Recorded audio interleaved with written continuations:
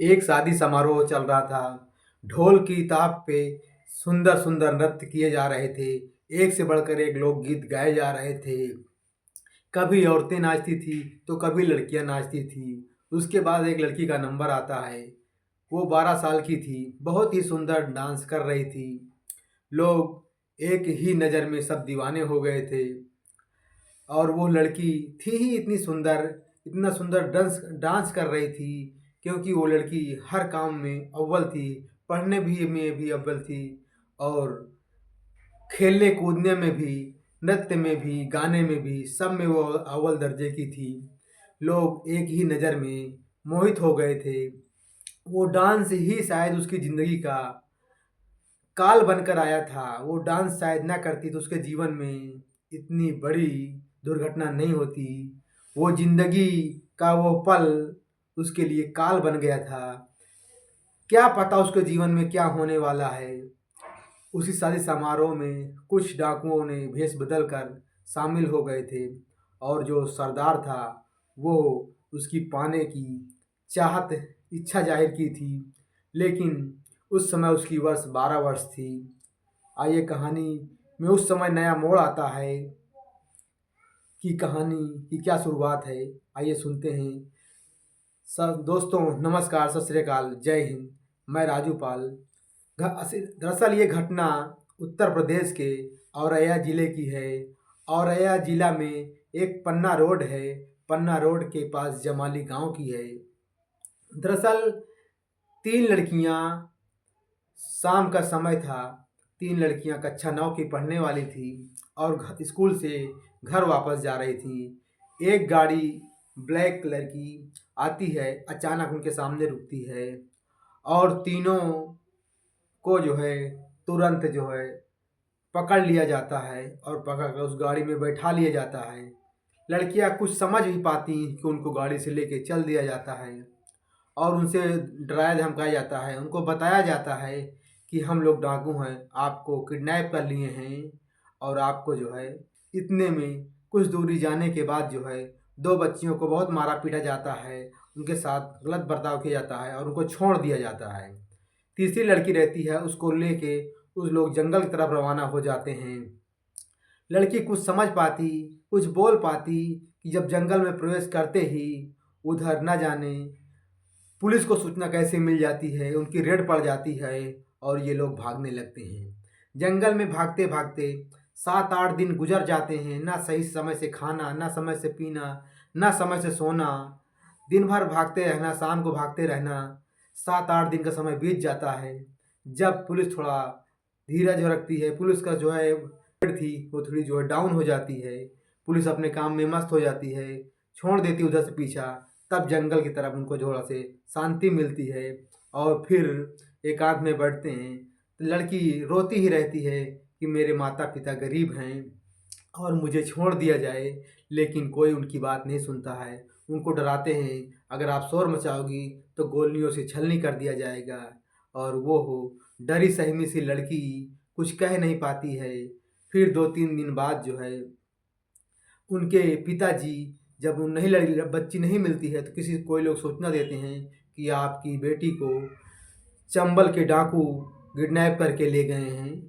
तो वो police station जाते हैं। जब पुलिस स्टेशन जाते हैं तो वहाँ गुमशुदगी दर्ज नहीं करते हैं।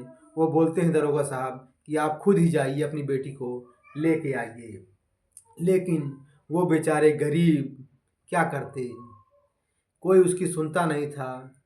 अचानक वहाँ से डाकुओं का एक लेटर आता है कि आप 10 लाख रुपए तुरंत, अगर अपनी लड़की की सलामती चाहते हैं तो 10 लाख रुपए हमें जमा कीजिए और अपनी लड़की को ले जाइए। बेचारा लड़की के पिता का नाम विद्याराम था। विद्याराम बहुत गरीब था। उनके 5 बच्चे थे। 5 बच्चों में एक लड़की थी, और वो लड़की, उनके बस की बात नहीं थी कि 10 लाख रुपए उस समय, ये घटना 2005 की है, उस समय उनके पास 10 लाख रुपए की व्यवस्था नहीं थी। वो कई साहूकार से मिले, नेता विधायक से भी मिले, लेकिन कोई उनकी जो है व्यवस्था नहीं करा सका है। ना उनकी लड़की को छुटाने का कोई प्रयत्न किया है, क्योंकि गरीब की कोई सुनता भी नहीं है। बेचारे कई जगह जाने के बाद भी उनकी जब सुनाई नहीं होती है, तो उधर सरदार 10-15 दिन बीत जाने के बाद जो है, जब कोई गांव से हलचल नहीं होती है, 20वें दिन वो चंदन सिंह, जो सरदार सरगना होता, वो चंदन सिंह वो लड़की रेणु यादव का बलात्कार करता है। और फिर उसके बाद जब उसका जी चाहता था उसके साथ जोर जबरदस्ती बलात्कार करता था, लेकिन वह 13 साल की लड़की, उसको कुछ पता नहीं कि मेरे साथ क्या हो रहा है, या मैं इसका विरोध करूं या ना करूं, कैसे करूं, क्या करूं, उसके समझ में कुछ आ नहीं रहा था। 12-13 साल की लड़की को क्या समझ में आएगा। तो इसलिए वो विरोध भी नहीं कर पा रही थी, कुछ बात भी नहीं कर पा रही थी उसके साथ क्या हो रहा है। धीरे धीरे उस तौर तरीकों से वाकिफ भी नहीं थी, जंगल की घटनाओं से। लोग डकैती करते थे, कुछ लोग आते थे, जान से मार देते थे, पीटते थे, चिल्लाते थे, चोरी चमारी सब करते थे। तो वो सोच को समझ में नहीं आता था कि ये क्या हो रहा है, इनके साथ क्या हो रहा है, या मेरे साथ क्या हो रहा है। सरदार जब भी चाहता था उसके साथ बलात्कार करता था, प्यार करता था। धीरे धीरे वो जंगल के तौर तरीकों से वाकिफ हो चुकी थी कि शायद अब यही ज़िंदगी है और यही जीना है। धीरे धीरे वो उसी में ढल गई और उस वो जो है साथ में उनके चलने लगी। वो भी रिवाल्वर बंदूक लेकर चोरी डकैती में शामिल होने लगी। कई महीने बीत जाने के बाद जो है दोनों में धीरे धीरे प्यार हो जाता है और फिर वो लड़की गर्भवती हो जाती है। जब 6 महीने 7 महीने बीत जाने के बाद गर्भवती हो जाती है, तो उनकी परवरिश के लिए, उनकी बच्चों की डिलीवरी के लिए उन्हें राजस्थान भेज दिया जाता है। और उसे ये बताया जाता है कि आप अपने जो है सच्चाई ना बताकर एक साधारण सी महिला का नाम बताकर एडमिट हो जाना, और वहाँ जब डिलीवरी हो जाए तो चुपचाप यहीं आ जाना। लेकिन जब वो राजस्थान पहुँचती हैं तो उसी समय उस चंबल की शेरनी यानी दास सुंदरी रेणु यादव का नाम उछल कर बहुत तेज़ी से सामने आता है उस समय। लेकिन उसको कुछ नहीं पता है कि बाहर की दुनिया में मेरा नाम भी है। वो डिलीवरी के लिए जाती है और 6 महीने बाद वहाँ से वापस आती है। उसको एक बेटी होती है और बेटी होती है तो वापस आती है। उस समय सरगना जो है चंदन सिंह यादव के साथ कई और ग्रुप में डाकुओं का ग्रुप रहता था, जो सलीम गुज्जर के नाम से मशहूर हुआ करता था। और उसके बाद निर्भय सिंह गुज्जर था, उनके साथ 7-8 महिलाएं भी चलती थी। सलीम गुज्जर के पास भी 7-8 महिलाएं रहती थी। तो यह देखकर चंदन सिंह भी अपनी पत्नी, अब दोनों रहते थे तो पत्नी पत्नी बोलेंगे ही, तो उनसे कहा कि रेणु जी, हम भी अपने साथ 7-8 लोगों को रखेंगे जो हमारी सेवा करेंगी, हमारे खाना बनाएंगी, हमारे जो है हाथ दबाएंगी, पैर दबाएंगी और हमें तैयार करेंगी। तो इसमें रेणु यादव को कोई तकलीफ नहीं हुई, वो खुश हो गई है कि आप भी रख लीजिए, हमें क्या दिक्कत है। तो इससे उसी समय चंदन सिंह ने अपनी प्यार का इजहार कर देता है कि हम तो प्यार के दीवाने, आपके प्यार में पागल उस समय भी हो गए थे जिस समय आप बहुत सुंदर नृत्य कर रही थी। दोनों में प्रेम प्रसंग चल रहा था और अचानक कुछ नया मोड़ जिंदगी में आता है। शाम दिन का समय था, सुबह सुबह का, और एक उनका दोस्त दुश्मन की नज़र में था। उनका दोस्त बहुत करीबी था, लेकिन उन्हें क्या पता कि मेरा दोस्त ये दुश्मन बन जाएगा, क्योंकि वो रेणु यादव इतनी सुंदर थी कि एक ही नज़र में हर कोई पागल हो जाता था, पाने की चाहत इच्छा रखता था। तो एक दिन सुबह का समय था, चंदन सिंह और रामवीर सिंह दोनों आपस में बैठकर बातचीत करते थे। चंदन के गिरोह में 40 से 50 सदस्य रहते थे और रामवीर के गिरोह में 25 से 30 सदस्य रहते थे। अचानक दोनों में बातें चीतें होते होती कहा सुनी हो जाती है और कई राउंड फायरिंग होने लगती है। चंदन सिंह उस मतलब गिरोह में मारा जाता है और रामवीर सिंह वहाँ से भागकर तुरंत वापस आता है और उनके जितने साथी रहते सभी साथियों से बोलता है कि इन सभी के सदस्यों के असलहे छुड़ा लिया जाए। उनको समझ में नहीं आता क्या हुआ है। वो बोले पुलिस की रेड पड़ गई है, उनसे असलहा छुड़वा लीजिए। असलहा छुड़वाने के बाद उन सबको बोला जाता है आप यहाँ से तुरंत भाग लीजिए और जो नहीं भागेगा उसे गोली मार दी जाएगी। तो वहाँ से सब लोग भाग जाते हैं, सिर्फ 2-3 लोग रह जाते हैं। जो 2-3 लोग चंदन के बहुत करीबी थे वो रेणु यादव के साथ रहते थे, क्योंकि उनको शक ना हो कि चंदन यादव को मार दिया गया है। इसलिए वो रेणु यादव के साथ 3 लोगों को छोड़कर बाकी सबको भगा दिया गया था। शाम का समय था। चंदन यादव और रामवीर सिंह यादव अपने साथ उनको जो है लेके रहा था। बोला कि वो कहीं दूर गए हैं, अभी शाम तक आ जाएंगे। और जब शाम का समय था, उन तीनों को बंधक बना के सामने रख दिया गया था। और उसके बाद जो है, जो घटना होने वाली थी, कोई सोच भी नहीं सकता है। उसके साथ जीवन में क्या होने वाला था।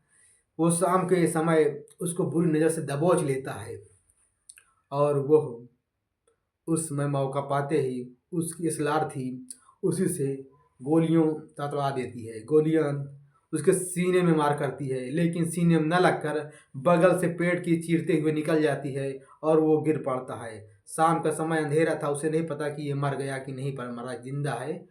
और कई गोलियां राउंड होती हैं और वहाँ से जो है रातों रात भाग जाती है।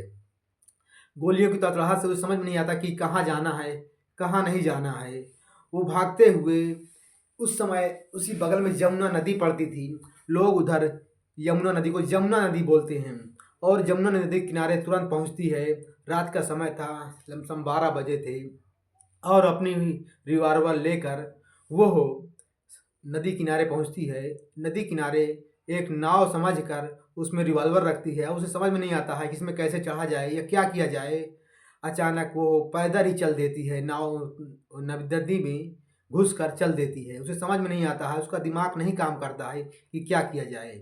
जब गहराई में जाती है, उसके वो पकड़े पकड़े तो समझता है अब डूब जाएंगे। तो फिर धीरे धीरे वापस आती है उसी स्थान पर, और उसको पकड़े पकड़े उसको सुबह हो जाती है। देखती है तो वो लाश थी। लाश उसमें बंधी थी डोर में, और उसे लगता था वो नाव थी। फिर वहाँ से वो निकलती है तुरंत, और सुबह पहुँचती है उस तीनों के पास, लड़कों के पास जो उनकी रखवाली करते थे। देखते थे कि वो तीनों को बांध दिया गया था उसी की चुन्नी से, उन्हीं की धोती से, उन्हीं की साड़ी से, और तीनों को गोली मार दी गई थी। पुलिस की रेड पड़ी थी कि वो भाग रही थी। 7-8 दिन हो गए थे भागते भागते। उसे समझ में नहीं आ रहा था कि अब क्या करना है। अचानक बगल में एक गांव था, उस गांव पहुंचती है और एक बूढ़े बाबा जी से, पिताजी से तुल्य थे, बाबा जी से बोलती है, बाबा जी आप मेरी मदद कर दीजिए। ये बगल में मेरा गांव है, जमाली रोड के पास जो है जमाली गांव है। वहाँ मेरे पिताजी को सूचना दे दीजिए कि आपकी बेटी आपसे मिलना चाहती है। बाबा जी उनकी बात लेकर उनके गांव तक जाते हैं, लेकिन उन्हें कोई नहीं मिलता है। फिर वो वापस चले आते हैं। फिर दूसरे दिन वो लड़की फिर किसी तरह पहुंचती है उस गांव में। बाबा जी से पूछती मुलाकात हुई, उन्हें बोला नहीं हुई है। फिर उनको एक चिट्ठी देते हैं कि ये मेरे पिताजी से आप बता देना। तो वो फिर विद्याराम के नाम से एक चिट्ठी लिखते हैं और फिर उनके गांव जाते हैं। तो वहाँ गांव पहुँचते हैं तो उनकी मुलाकात हो जाती है, सारी सच्चाई दास्तान वो बताता है। और फिर उनके पिताजी विद्याराम, दलबीर सिंह चौधरी एसएसपी जो होते हैं इटावा के, और उनकी माताजी, ये 3 लोग जो है जंगल की तरफ जाते हैं और उनसे मुलाकात करते हैं, उनको सरेंडर करवा देती हैं। सरेंडर करने के बाद वो अपने आवास पर उनको ले आते हैं। प्रेस का जमावड़ा लग जाता है और बहुत से साथी इकट्ठा हो जाते हैं। प्रेस वाले उनसे बात करते हैं। ऐसे लगता है कि वो दास सुंदरी इतनी सुंदर थी जैसे किसी फिल्म की शूटिंग होने वाली थी। इतनी सुंदर वो लग ही रही थी। पुलिस वालों ने, प्रेस वालों ने उनसे पूछा कि मैडम आपके पास, आपके ऊपर 13 हत्याओं का केस दर्ज है, 40 से 42 मुकदमे दर्ज हैं, ये कैसे हुआ। तो उन्हें पता ही नहीं चला कि आप क्या कह रहे हैं, ये कैसे हुआ, मुझे नहीं पता। इसी समय दलजीत सिंह चौधरी जो एसएसपी इटावा के होते हैं, तुरंत अरेस्ट करके उन्हें जेल भेज देते हैं। जेल जाने के बाद उन्हें लगता है कि जंगल से लाख बेहतर ये हमारा जेल है, जो समय समय पर खाना, समय पर दूध, समय पर पीना, समय पर सोना। उन्हें जेल का रवैया अच्छा लगने लगता है, जंगल से बेहतर लगता है। तो बोले ये उससे बेहतर है, शायद यही अच्छा है। तो वहीं जेल के रंगों में रंग जाती है और रहने लगती है। कभी कभी उनके पिताजी, माताजी उससे मिलने भी आ जाया करते थे।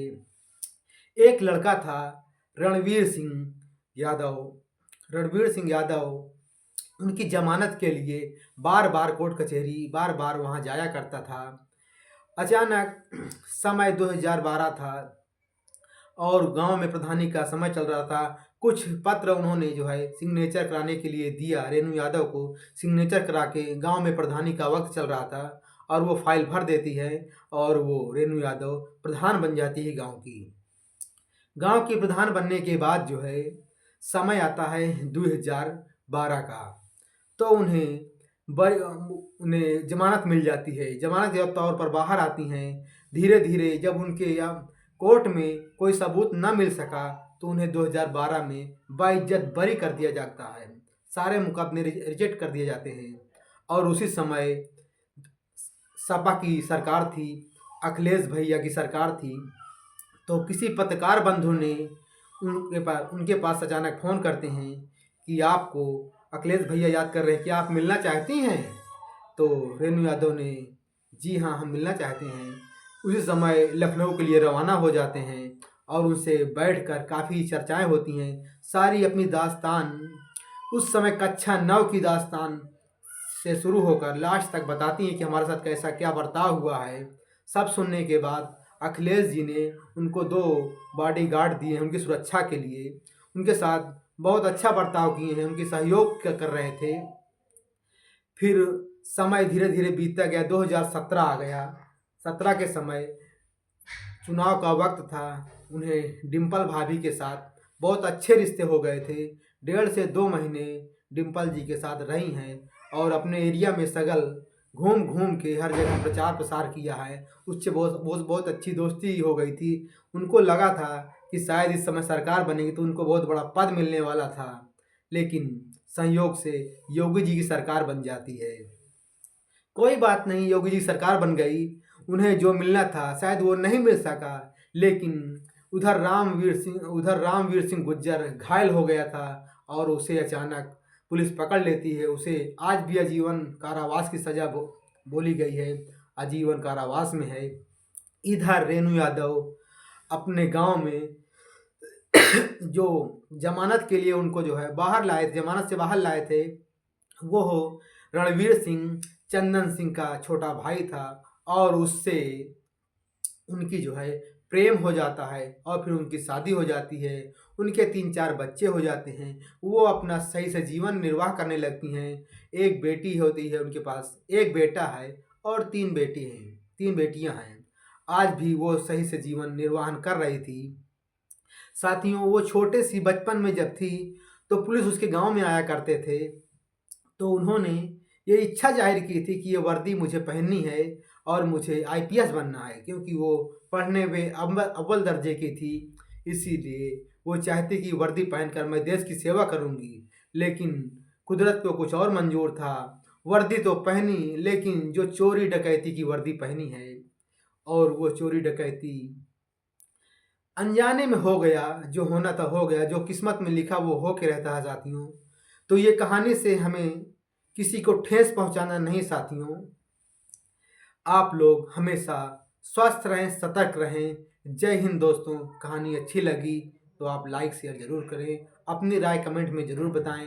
रेणु यादव के दास्तान कैसी लगी। आप सभी को धन्यवाद। जय हिंद।